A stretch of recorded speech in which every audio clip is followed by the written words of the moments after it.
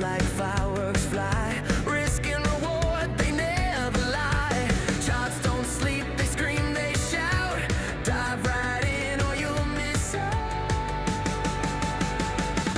Closing playbook, time to see what the markets gave for free.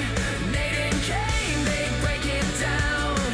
The ups, the downs, the trades, the crowd. The trades, the crowd.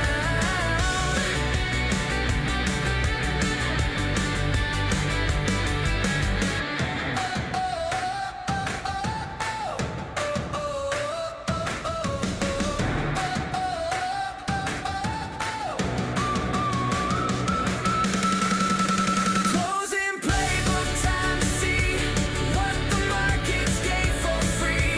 Nate and Kane, they break it down.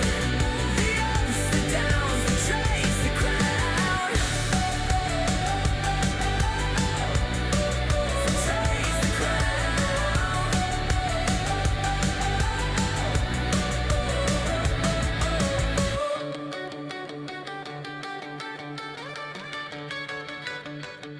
Hello, everyone. Welcome to the closing playbook for Friday. Yes, it is Friday, April 10th. Hope everyone is having a good last weekday of the week. Welcome, Nathan. Welcome, Kane. How you guys doing? Doing great. I'm doing very well. Yeah. Did you see the thing in the in the Slack, Nate? No, what did I miss? Well, I won't say it here. Just take a look at the Slack. It's about you and nicknames for you. Okay. I was working on my ultimate trading robot system for the last hour or so deep, and me and Claude were on a deep, wonderful journey together. So I haven't looked at Slack in a little bit, but I'll check it out. If you can't say it here, though, I'm very curious what I'm about to find. It wasn't me. It was ChatGPT. So Okay. So I was in Claude, you were in ChatGPT. That's how we're spending our time today. Perfect. that's right. Yep. You were trying to trade, and Kane was trying to come up with ways to make fun of you. Yeah, perfect. Very different uses. We got a very neutral day, as we've been using that N word. Well, I shouldn't say that out loud. As we've been using the neutral term a lot lately, and that's what we got today. Little pop, little drop, ending up seemingly going to be right near the close. I mean, what are we? Less than 0.1% away from the close right now. So I'll show you kind of where we look overall in the market here. There. There you go. So about 0.08% on the SPY. Q's a little bit more positive. This is going to be an interesting thing to watch to see if the Q's and the MAGs can continue to gain a little bit of strength relative to the rest of the market, and specifically relative to the RSP. I think in most cases, I'm now more careful to say this than I was before, Kane, when I say in most cases, if we get bullishness and risk on, we'll see the MAGs and the tech lead the way, and RS, because we've seen a couple of times lately where it's been exactly the opposite. So I guess I have to be a little more careful in saying that, but this is a normal kind of like bullishness follow through regime where you have tech still front running a little bit. MAGs were positive today, especially on the back of NVIDIA, which might have been on the back of TSM secondarily. And then RSP, not real strong, as we are just kind of flatlining or rotating out of the less exciting sectors. You can see none of them really flushing dramatically, other than, staples and healthcare down over 1%. But most of these are still what I would consider pretty neutral. Even energy, I would consider pretty neutral relative to the run that it's been on at 0.78% today. XLI, which is our industrials, barely moved. Communications barely moved. Discretionary barely moved. Utilities barely moved. Real estate barely moved, et cetera, et cetera. And technology is what's kind of giving us this break-even day around some red, but the red is not all that significant right now. But you can obviously see why the RSP is down when you look at this view, right? Because we're not seeing the vast majority of stocks go up, but we are seeing the bigger mega cap stocks go up. And here's another just version of that same picture, where only 35% of the top 100, and if I made this the top 1,000, this number would even go down. But of the top 100, only 35% are green today, and they're mostly very big stocks. ABGO, AMD, NVIDIA, even GAV is a pretty big stock. TSM on the back of its positive earnings, Applied Materials, and so on and so forth. And then when you get to, the mushy middle here, it's some financials and some, smaller discretionary stocks. So that's the picture. And I think it's, a good kind of pause day in the market. We got to a point where we feel like we're valued about right with unknowns left in this 2-week ceasefire. And I think it's going to be hard outside of another catalyst to move us outside of, I should say dramatically outside of where we are right now. But I guess, Kane, one of the catalysts that we could get is that earnings are really going to pick up here. And so maybe during this little bit quieter moment, even though I know everyone's going to be looking toward the end of that ceasefire, earnings can matter a little bit more than they have. What are your thoughts as far as kind of where we find ourselves and if that will be enough of a catalyst to move the needle? Yeah, I think it can move it, but not like dramatically, right? We're not going to get a huge gap fill or a huge gap up because of it, but we can at least get a little bit of directionality, maybe some smooth directionality, which would be welcome after what we've seen for a while. And I agree. Like, did you on that first sector view that you had MAGs up there, but do you have SMH up there as well? I actually don't have SMH. I should add SMH, and I should add a couple of the other big ones. SMH has been amazing. It's interesting because the structure's so if you look at this real quick, and did you trade SMH on this rebound at all? I didn't get into a single. I didn't.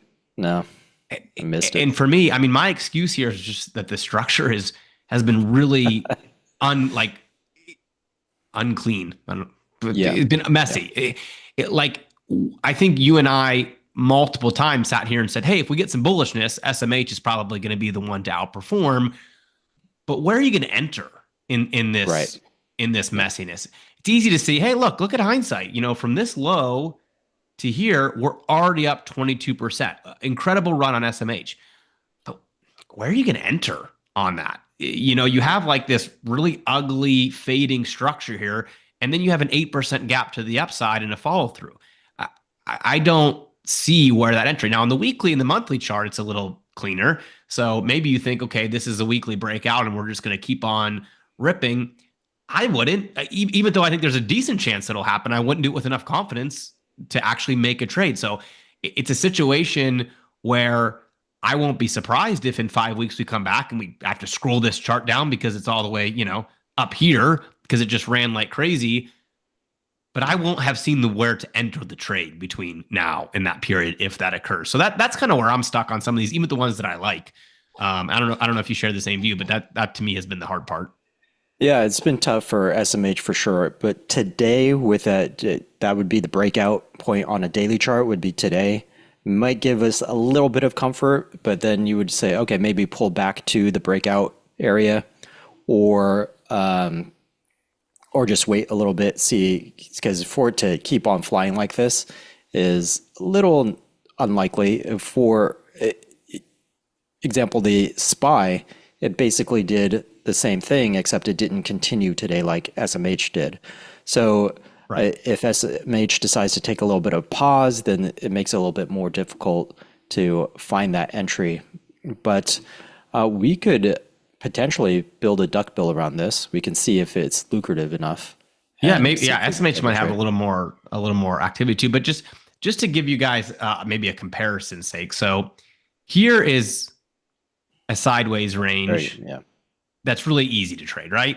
We're stuck here. We break. We jump back. We close here. If you saw this pin bar on your screen, you'd probably say, "Yeah, I feel okay about buying SMH." It would have happened to work out, beautifully.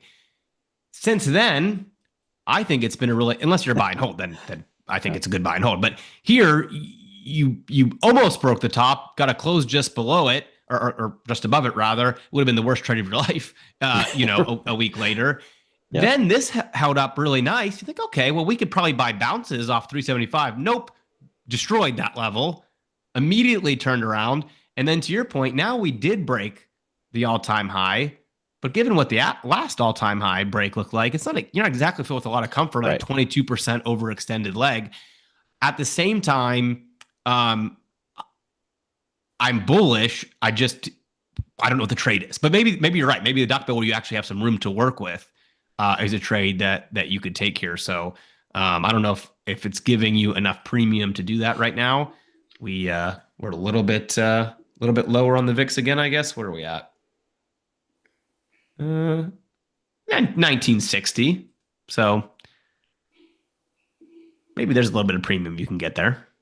Yeah, I can take a look. Oh, but let's.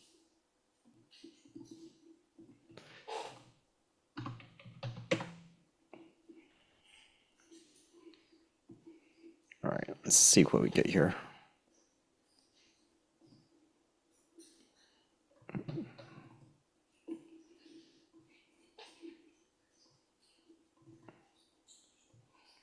Someone was talking about the expected move on SPY for Monday. It's about 680. That's 1%. I don't think 1% is especially huge for the weekend, with likely news on the horizon. So yeah. Sorry, I forget who made the comment. Jim. Yeah, Jim, I don't know if it was 2%, then I think it's tradable. If it's 0.5%, it's tradable the other way. I think 1% is about right.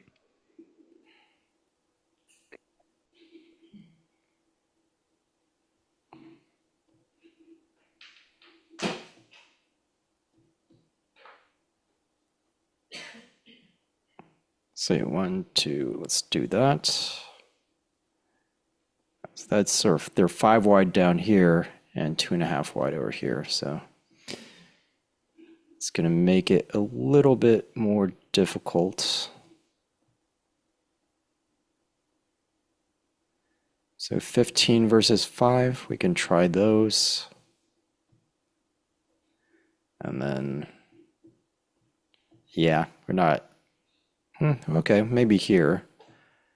But is that too close? I like your bottom, like the 412 on the bottom side. I like as the amount of cushion. I just don't know if you can get enough out of the top side. Right. So SMH is currently at 437. Yeah. So if your feeling is that it might drop back down, then you'd be okay with this. But if you want to capture some upside, then yeah, it's not. The volatility is not giving us enough, unfortunately.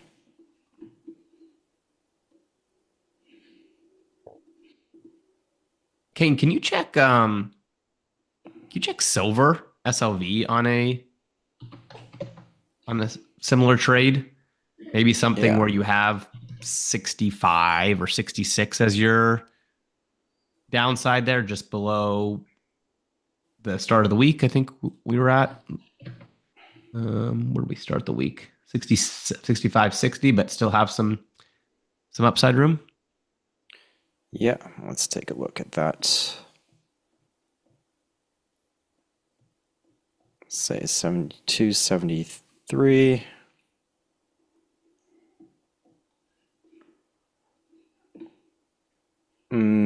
Let's maybe go another week out. Might get a little bit better luck over there. There we go.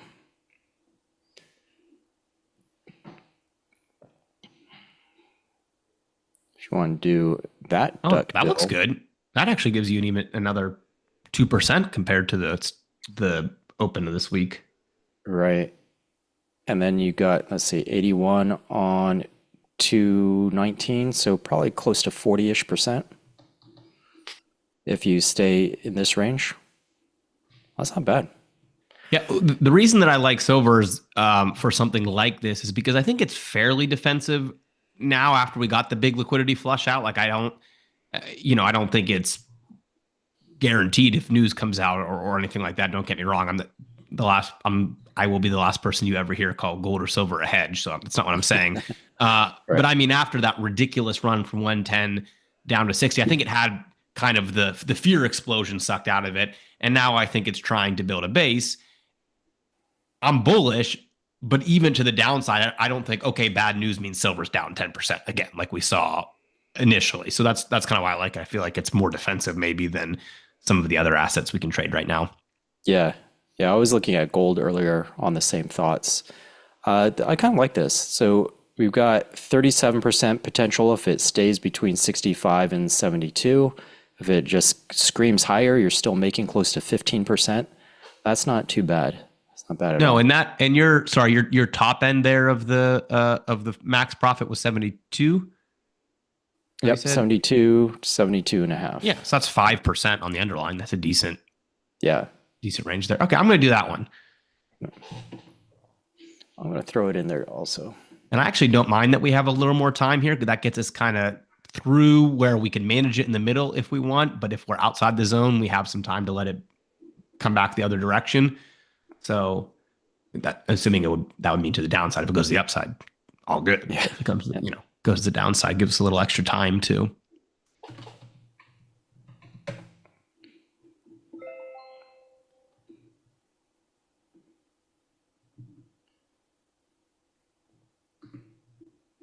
By the way, Kane, I almost outdid Jason on a Gex butterfly today, but I didn't get filled.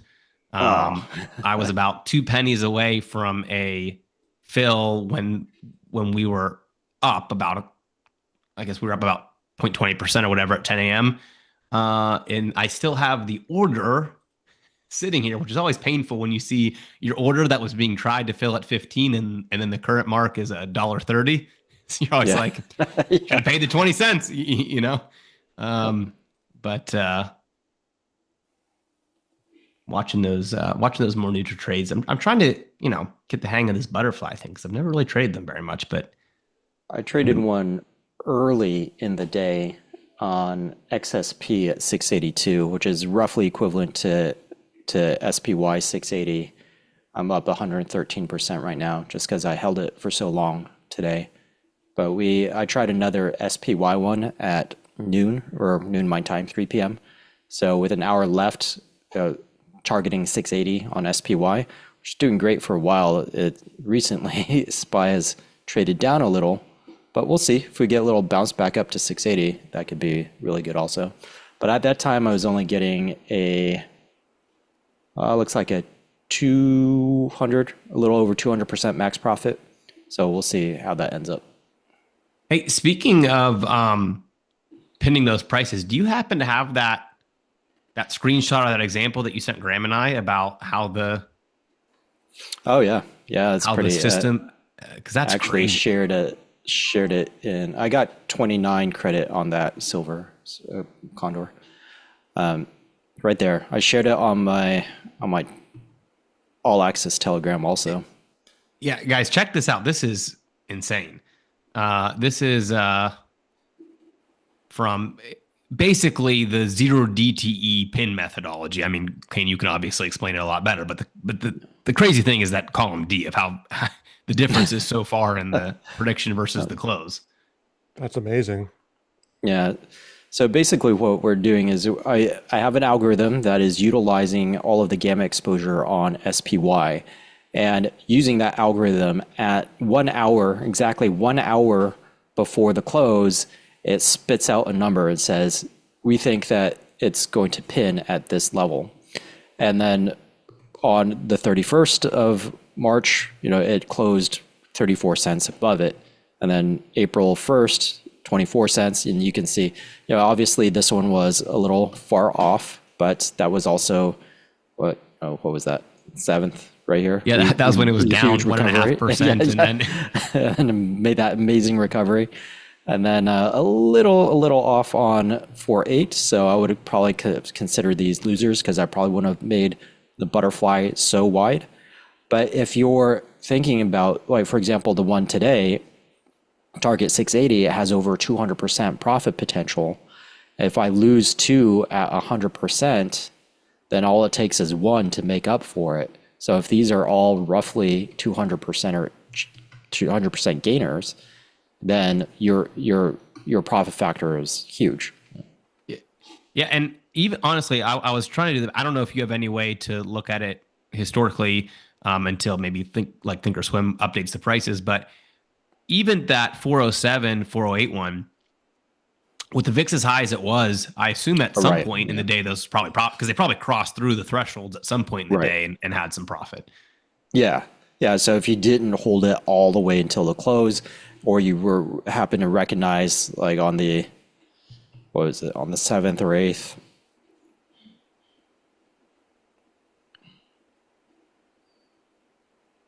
So on the 7th right here, okay.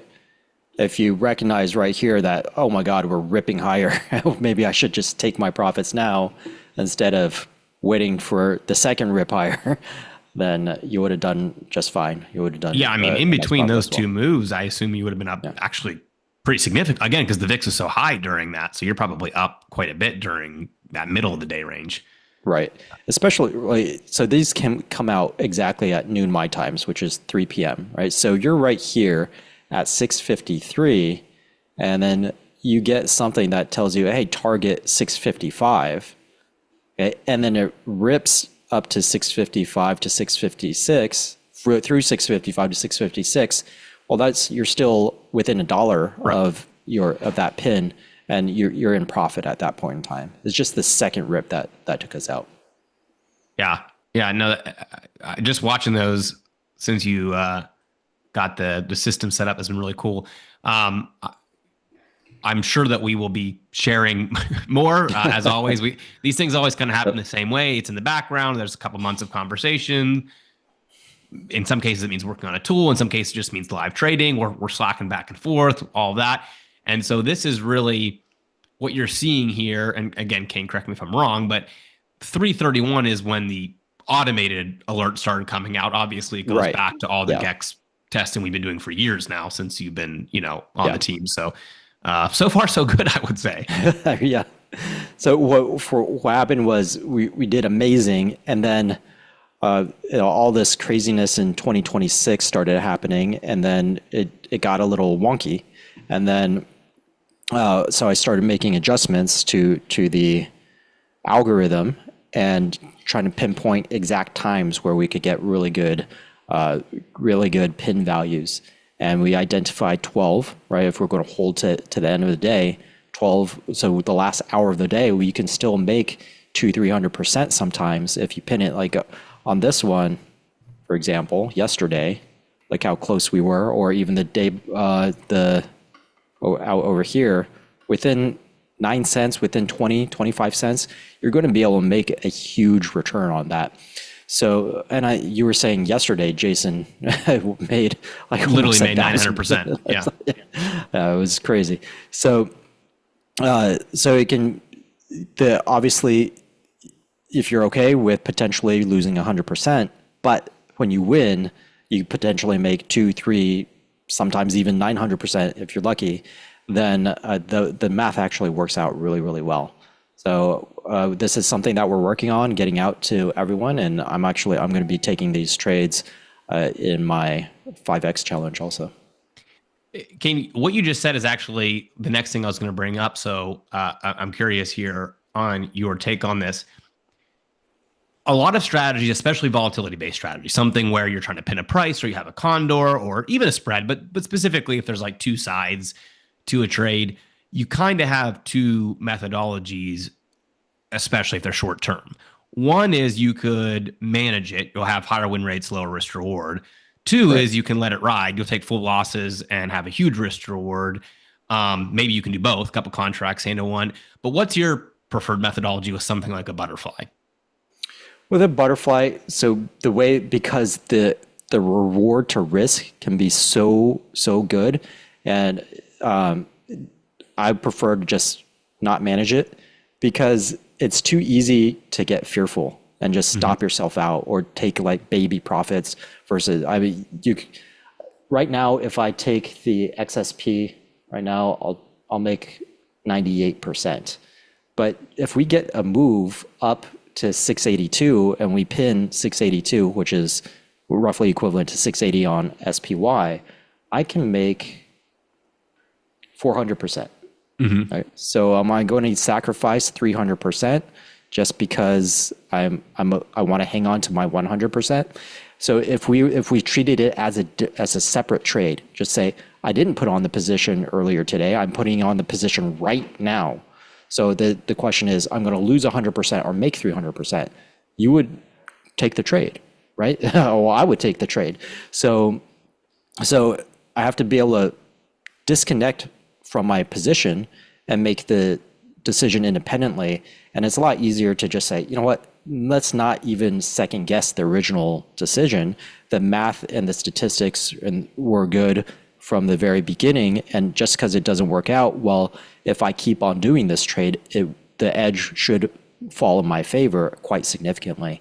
And so it's just better for me not to get in my own way and not manage it. Okay, well, I was hoping you'd say that answer because my question for everyone is basically this: because for a lot of us, I mean, there's so many different psychology things that come into trading. We talk about a lot of them, but one of them is this idea of negative risk reward that people often don't like because, you know, one loss blows up a win. But then when you flip it on its head, people have a hard time taking 3 losses in a row too. So there's no, but the idea with the butterfly that does have some room for error kind of sets you up. And this is the question I wanted to ask the chat, so I'm glad you answered it that way, is basically, okay, so how many of you like a strategy where you can win 80% of the time, 25% wins, but you lose, you know, 100% when you lose? People say, yeah, it's okay. You know, if you're consistent. Okay, well, how many of you like the opposite? You know, 300% wins, but you only win 25% of the time or 30% of the time, you know, and you take 100% loss. Oh, well, that's kind of tough too.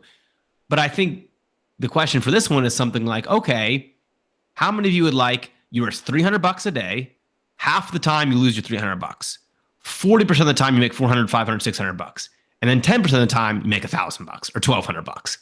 How many of you find like that cadence quite appealing because it gets you a little bit closer to the best of both worlds than most other mechanical strategies are going to give you? So I was just curious, the feedback, because that's kind of how I perceive it. If you gave that answer, that you would just let it ride.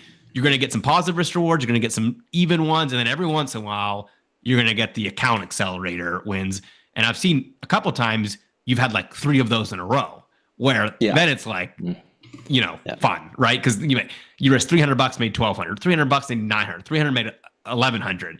And then you've got 10 losses stacked in your back pocket now to kind of roll forward in terms of the ability to maintain that positive equity curve. Yeah.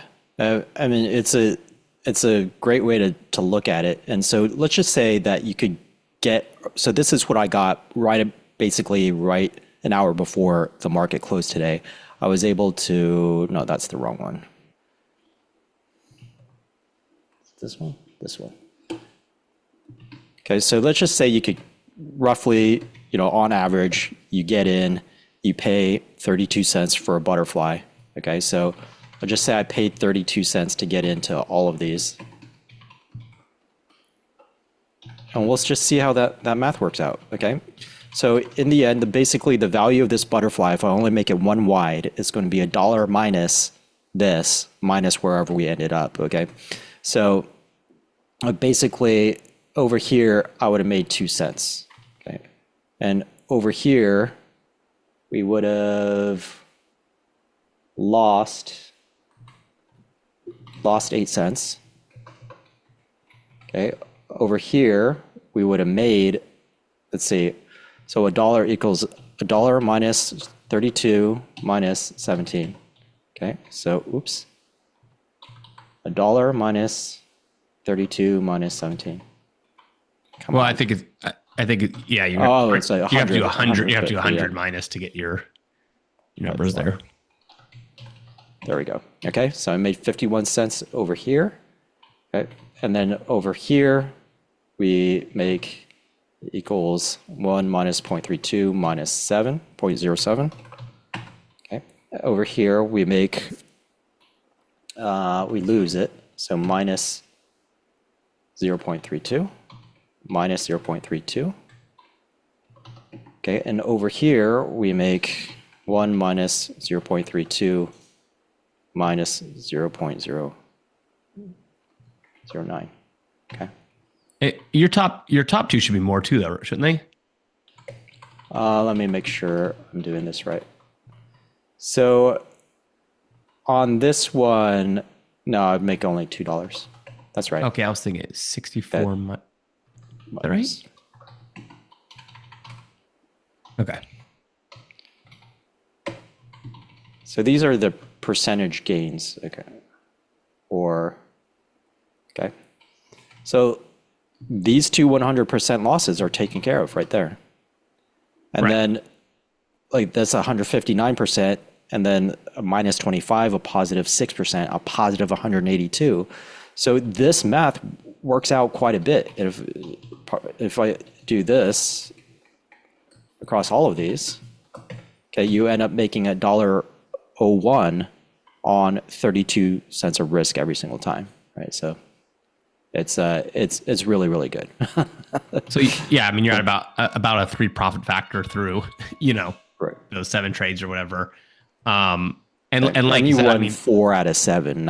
It's not like you had a huge win rate, but right. I think that's also important. It's not like, hey, this is the cherry picked best streak ever. This is, mixing some winners and some losers with the outsized reward. Anyway, I know we went on a little bunny trail there, but just kind of fascinating to see those numbers, start to play out here in real time.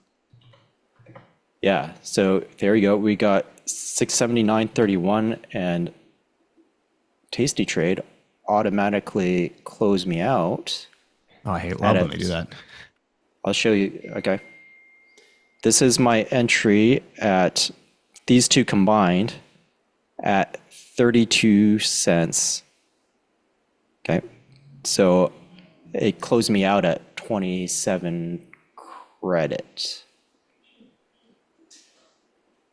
Oh, that's a bad fill. They gave me a bad fill.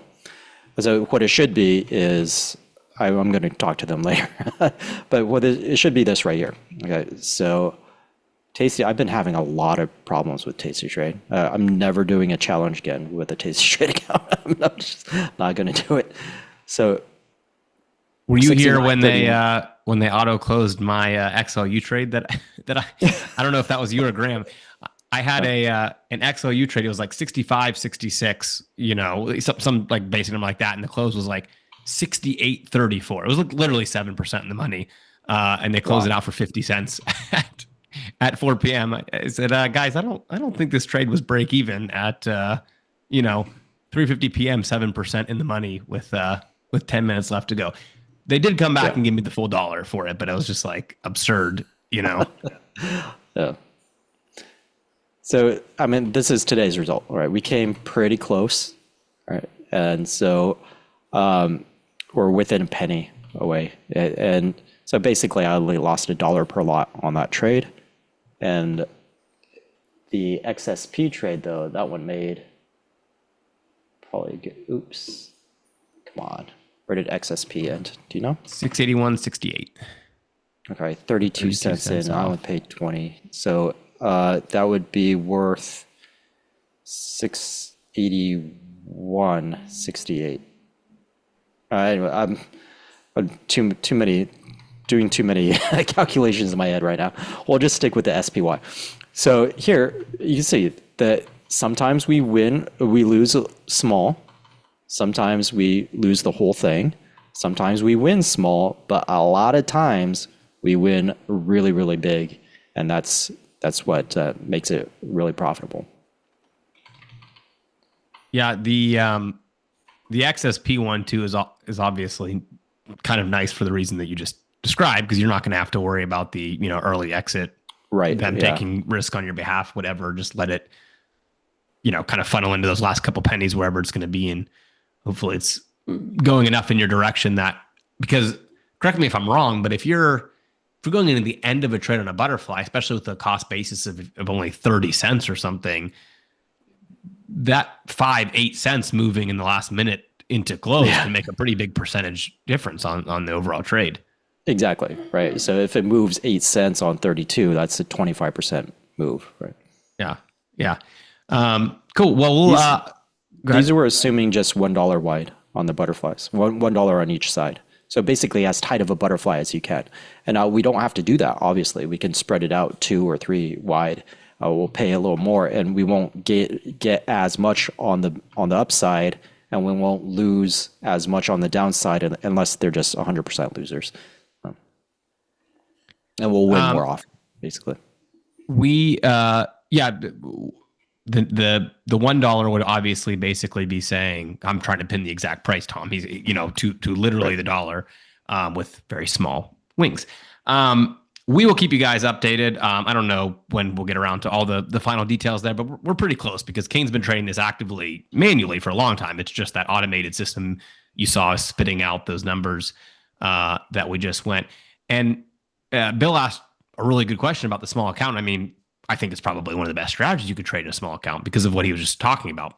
You can risk $30, and if you hit some big winners, you're going to make $50, $60, $80, and the most you can lose is the risk you pay. So from that standpoint, I think it is a very small account friendly strategy. The only thing is you have to, like any small account strategy, that you have to then risk appropriately, right? Because if you have a $500 account and they say, oh, well, I can trade it, $30 a contract, so I'm going to do 20 of them, or I guess that'd be 16 of them, and you lose the first trade, it's going to be, a rough day for the small account. So the entire benefit is that you can keep stabbing with $30 and give yourself the situation where you just need a couple winners to really ramp it up. Yeah, and sometimes like if you happen to get lucky and just say what I like to do is just roll. So for example, right here, just say this trade came on a Monday, okay? And I made 159%.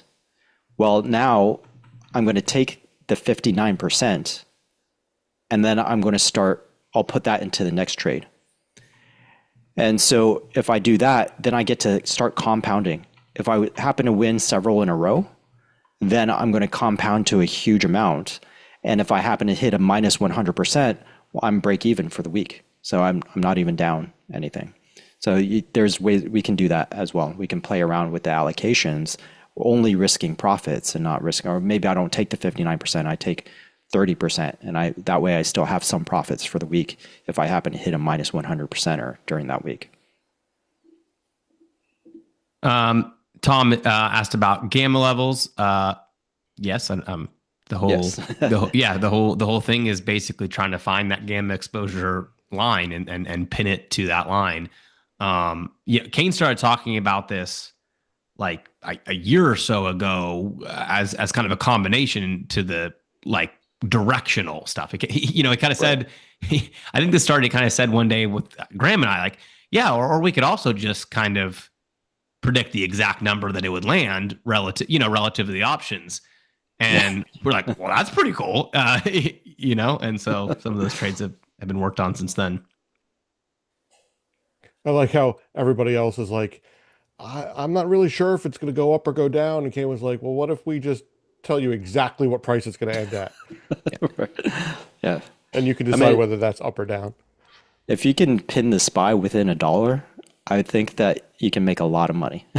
Yeah. And we've done it 1, 2, 3, 4, 5, 6 out of 8 times in the last 2 weeks. So. Yeah, it's pretty awesome. I mean, there was people remember before the VIX went crazy, the market went crazy. You had that run of even on closing playbook where like 8 out of 10 days you were within 10 cents. Yeah. So there's been some pretty wild runs. And to your point, if you got, responsibly aggressive within some of those runs, you could really do some cool compounding because the ROIs are so significant. So it's very cool. Well, I know you're going to flip and talk about Maverick a little bit to send you guys off for the week because we are getting a little more directional now and there's some opportunities there. Also, one final reminder that Monday I'm doing that session, that stock picking session, I think is going to be really fascinating. So that's right after opening playbook. And I'm hoping to see everyone there on Monday. Please mark your calendars, put a reminder in your phone. Probably only going to do that live one time. I'm probably only going to have him on one time as a guest. So would love for you guys to be there live for that. But link is in the chat. There you go. Link is in the chat, as always.